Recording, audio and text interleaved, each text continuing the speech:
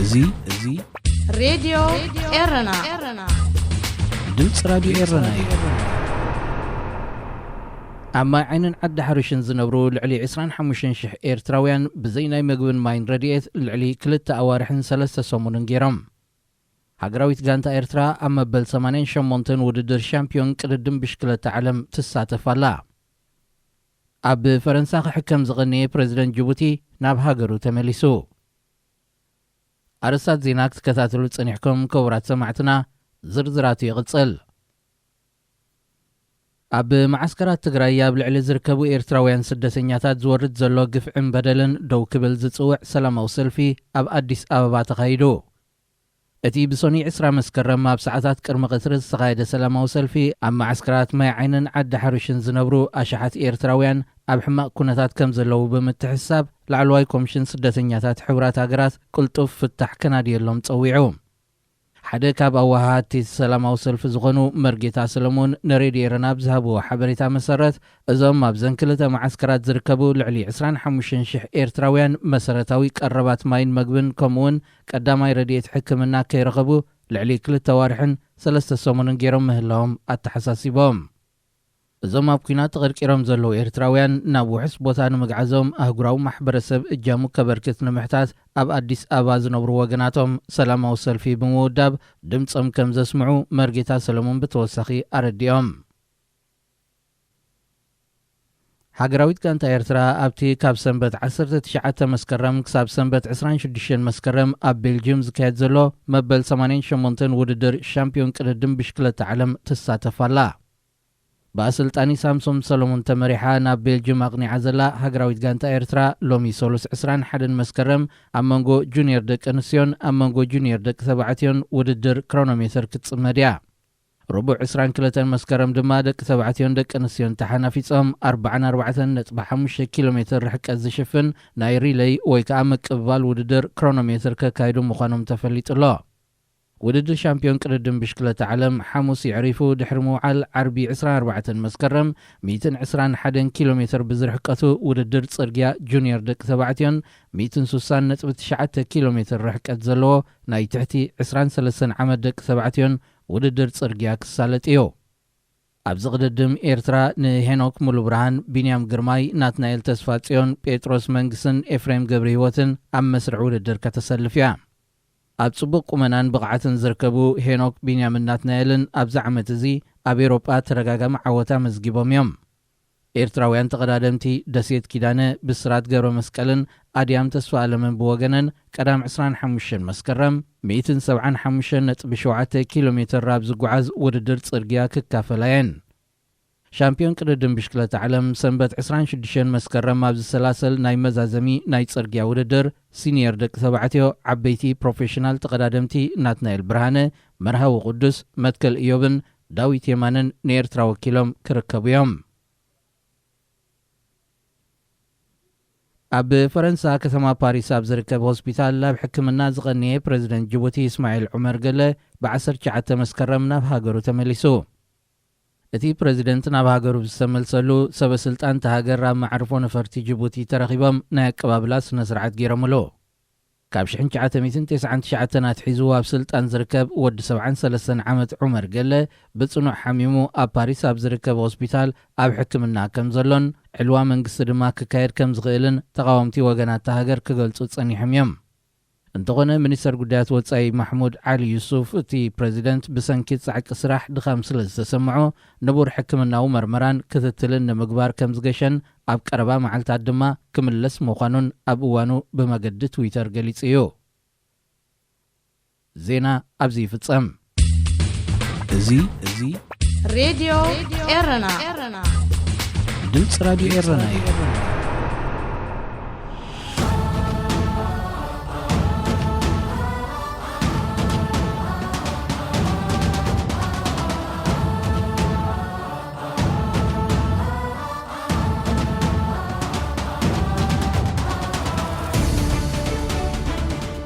سلام نعكم يكون زخبركمن زخبركنن بيتسب سبورت كم وترو سولوس لومي سولوس 21 مسكرم 2021 ون سموناوي مدب سبورت حزنا قريبنا لنا ابناي لومي فنونا حبريتاوي اسدمامن ازناين فصاميتات سبورت كنفتشنا مقاتلكم بخبر نعدم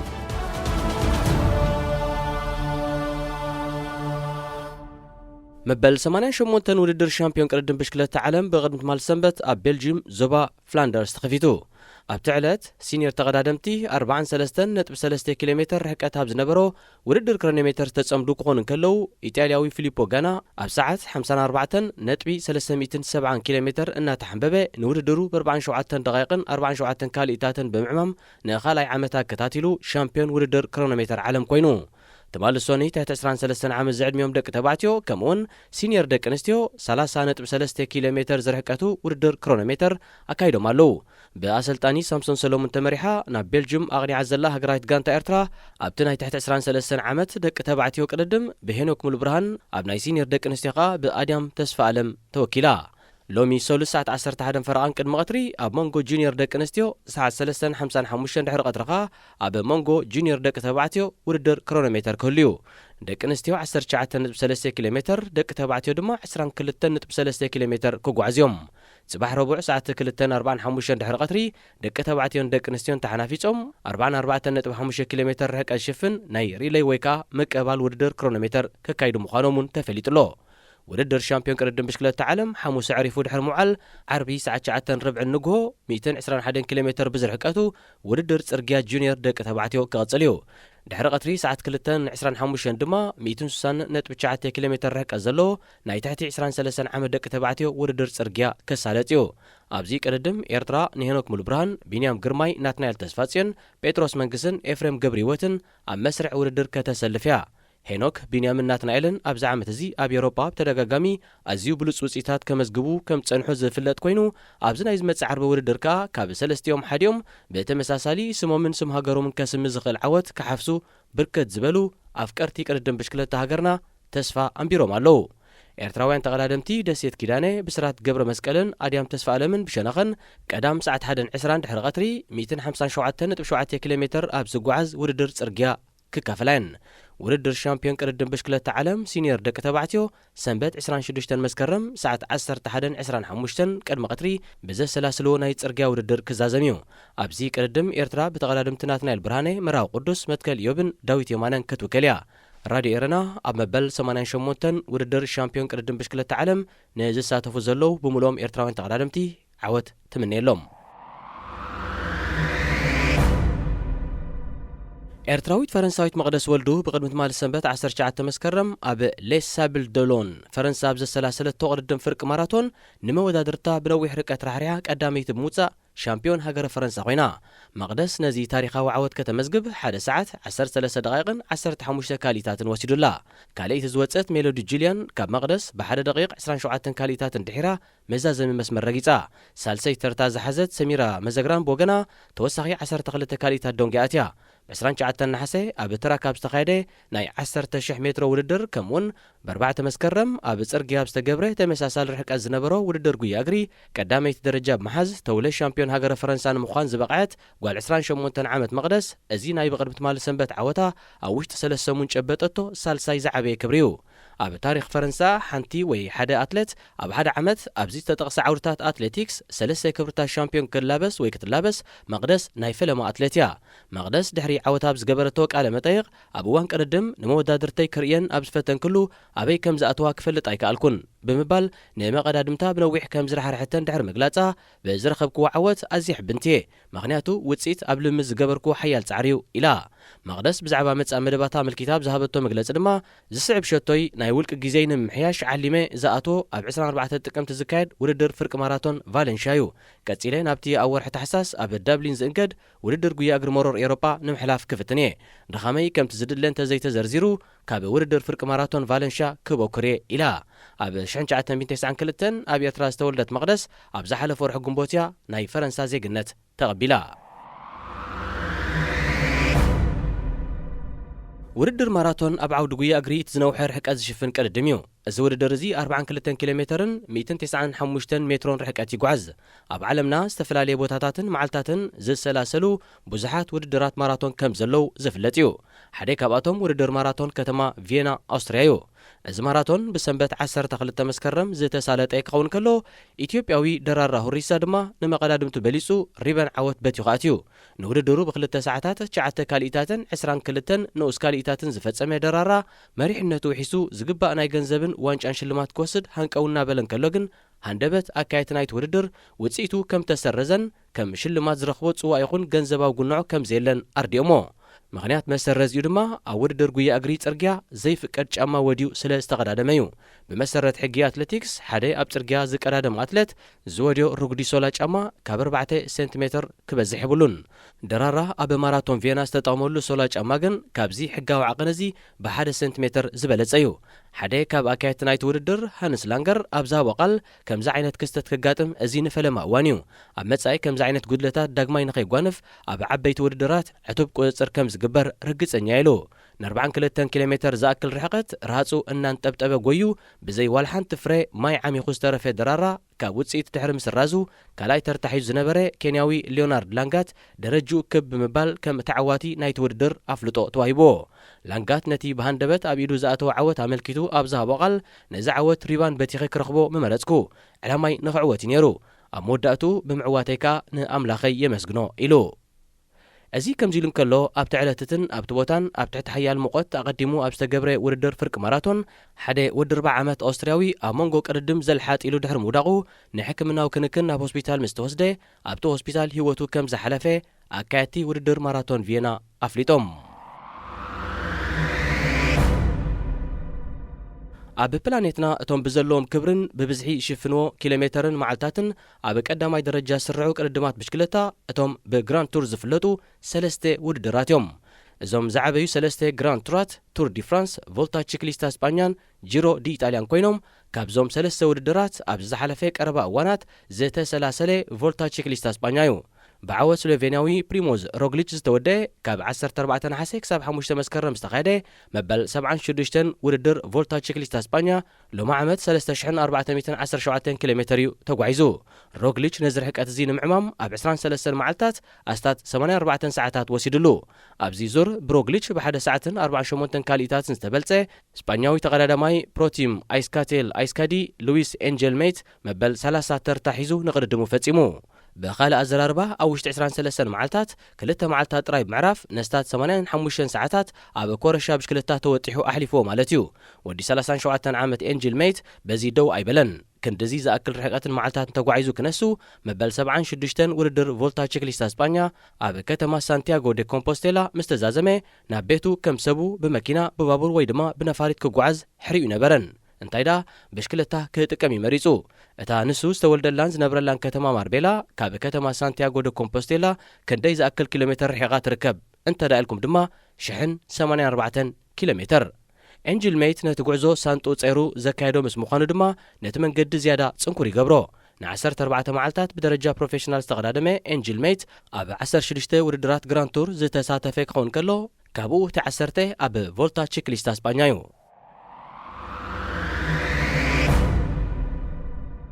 ኤድዋርዶ ካማቪንጋ ብ10 መስከረም 2002 እዩ ካብ ኮንጎ ኪንሻሳ ካብ ዝሃደሙ ስድራ ቤት ኣብ ማዕስከር ስደተኛታት ሚኮንግ አንጎላ ተወሊዱ።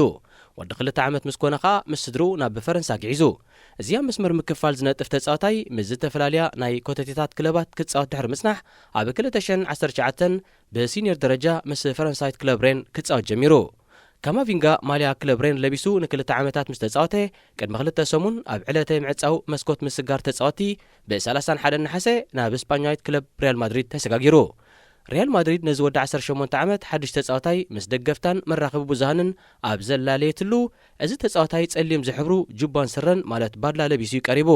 ሎሬና ጎንዛለስ ዝተባለት ጋዜጠኛ ድማ ኣብታ ንሳ ከም ተንታኒት ኩዕሶ እግሪ ኮይና ተዓየላ እስጳኛዊት መደበር ቴሌቪዥን RTVA ንምስጋር ካማቪንጋ ኣመልኪቱ ዜና እናተመሓላለፈን ከሎ ድሕሪ መጋረጃ ማለት ካብ ቀረጻ ወጻኢ እዚ ተጻዋታይ ካብቲ ገይርዎ ዘሎ ክዳን ይጽለም ብምባል ዓሌታዊ ትሕዝቶ ዘለዎ ርእይቶ ክትህብ ተሰሚዓ። ተግባር ናይዛ ጋዜጠኛ ድሕሪ ገለ መዓልታት ምስ ተኸሽሐ መደበር ቴሌቪዥን RTV ንካማቪንጋ ወግዓዊ ቅሬታ ብምሕታት ቃላት ሎሬና ኣኽብሮት ዝጎደሎምን ዘይግባኣትን ከምኡውን ንሓደ ህዝባዊ ማዕከን ቴሌቪዥን ዘይምጡንን እዮም ብምባል ንርእይቶ ናይታ ጋዜጠኛ ብትሪ ኮኒናቶ ሎሬና ቦገና ቃላታ ኣብ ልዕሊ ተጻዋታይ ካብ ዘለዋ ክፍኣትን ክብረት ኣልቦነትን ዝነቐሉ ዘይኮኑስ ብወዝቢ ዝተዘርቡ ምዃኖም ብምግንዛብ ብተመሳሳሊ የቕሬታ ጠሊባ ካማቪንጋ ምስ ማድሪድ ካብ ጽንበር ብሰንበት 12 መስከረም ንፈለማ ግዜ ናብ ሜዳ ዝወረደ ክኸውን ከሎ ኣብቲ ጋንቱ ንሴልታ ቪጎ 5-2 ብገፊሕ ዝረታዓትሉ ጸወታ ድማ ኣብ መበል 66 ደቂቕ ተቐይሩ ኣትዩ ኣብ 6 ደቂቕ ሸቶ ብምቑፀር ኣብ ሓዳሽ ጋንቱ ሓድሽ ናይ ጎል ሕሳብ ከፊቱ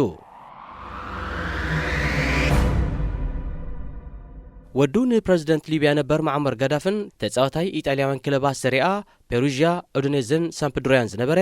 አልሳዓዲ ገዳፊ ካብ ቤት ማሕቡስ ዝሓለፈ 2 ቅነ ብናጻ ተሰናቢቱ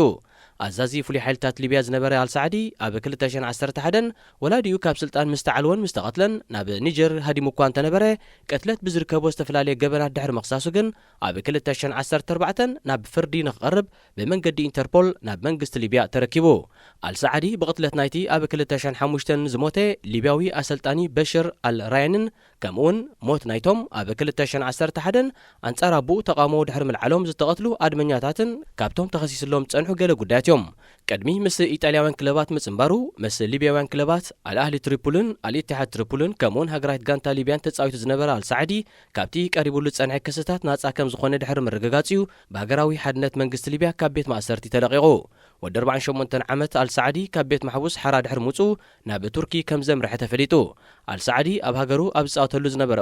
ኣብ እዋን ግጥም ብዘይካ ናቱ ስም ናይ ካልኦት ተጻወቲ ስም ብመንገዲ መጉልሒ ድምፂ ከይጽዋዕ ኣጊዱ ነይሩ እቶም ካልኦት ተጻወቲ ክርቁሑ እንተደኣ ተደልዮም ቁፅሮም ጥራዩ ዝጥቀስ ነይሩ ንሱ ኣብ 2003 ምስ ኢጣልያዊት ክለብ ፔሩዥያ ንኽጻወት ድሕሪ ምስምዑ ንኣርጀንቲናዊ ኮኸብ ተጻዋታይ ኩዕሶ እግሪ ዲያጎ ማራዶና ከም ቴክኒካዊ ኣማኻሪው ንካናዳዊ ኣትሌት ቤን ጆንሰን ከዓ ከም ውልቃዊ ዓላሚው ቆፂርዎም ነይሩ እዚ ገይሩ ኸበቅዕ ግን ኣብ ሓንቲ ግጥም ጥራዩ ተቐይሩ ኣትዩ ተጻዊቱ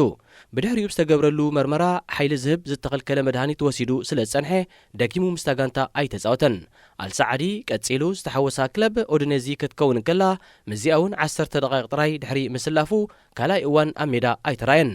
ንሱ ብድሕሪ ኦዲኔዚ ምስ ሳምፕዶሪያ ኣትዩ እኳ እንተነበረ ናይ ምጽዋት ዕድል ግን ኣይረኸበን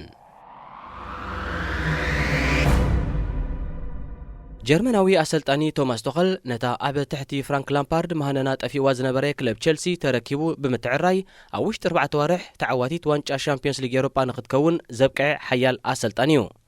መርበብ ሓበሬታ ደገፍቲ ናይታ ካብ ወርሒ ግንቦት 2018 ክሳብ ወርሒ ነሓሴ 2020 ዝዓለማን 6 ዋናጩ ዘግዘማን ፈረንሳዊት ክለብ ፓሪስ ሳን ዠርማ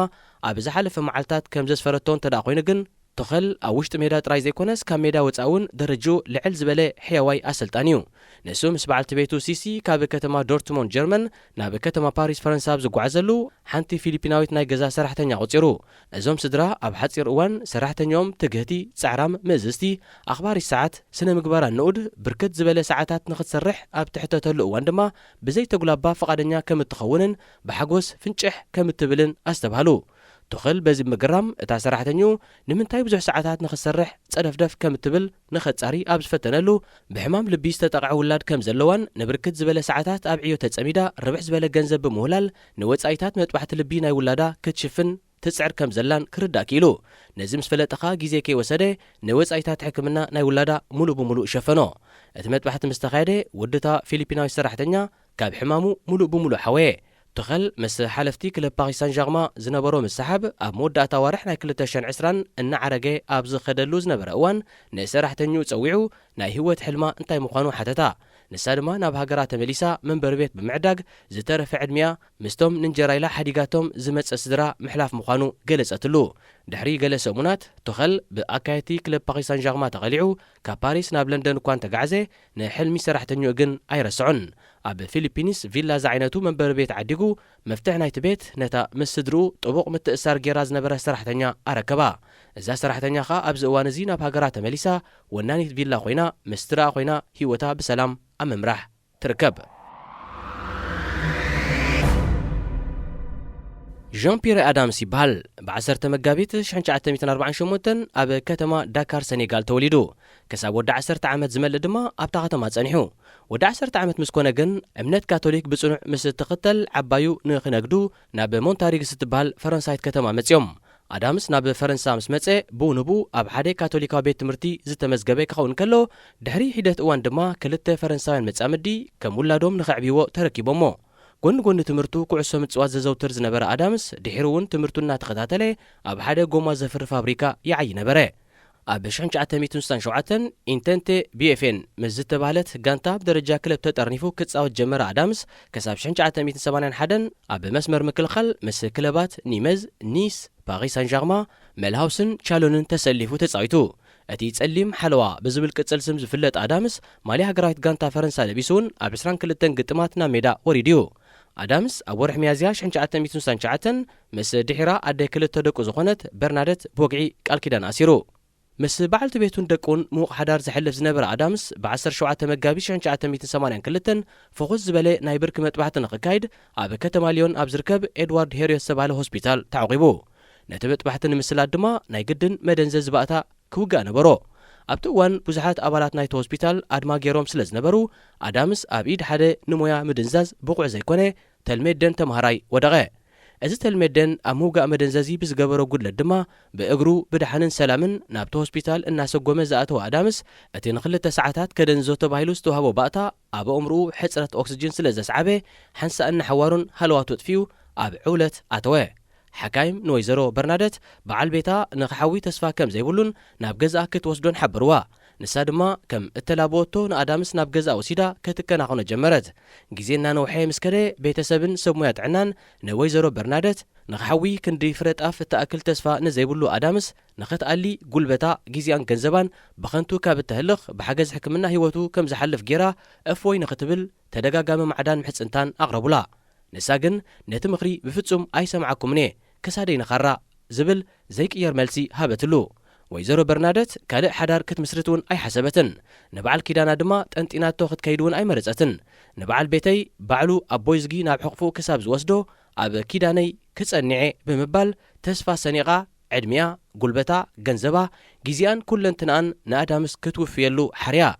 ወዲ 34 ዓመት እንከሎ ሃለዋቱ ዘጥፈየ ኣዳምስ ክሳብ ዝሓለፈ ዓርቢ 10 መስከረም ኣብ መበል 73 ዓመት ዕድሚው ካብዚ ዓለም ብሞት ዝፍለ ን39 ዓመታት ካብ ዝሰጠሞ ድቃስ ከይተበራበረ ኣብ ዕውለት ጸኒሑ ህይወት ኣዳምስ ልዕሊ ፍርቂ ናይ ዕድሚው ኣብ ዓራት እንክሕፀር በዓልቲ ቤቱ ወይዘሮ በርናደት ካልአይቲ ክንፉ ኮይና ካብ ጎኑ ኣይረሓቐትን ኣልዒላቶን ኣንቢራቶን ተኸናኺናቶን ኡፍ ኢላቶን ኣዳምስ ብኢዳ ዝተኸሸነ መግቢ እናተመገበዩ ንዓመታት ብህይወት ቀጺሉ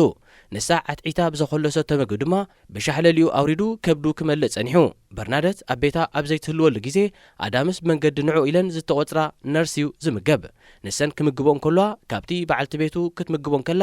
ዘርእዮ ስምዒት ዝተፈልየ ከም ዝኾነን እዚ ድማ ህላውነት በዓልቲ ኺዳኑ የለልየዩ ኢለን ከም ዝኣምናን እተን ነርሳት ይገልጻ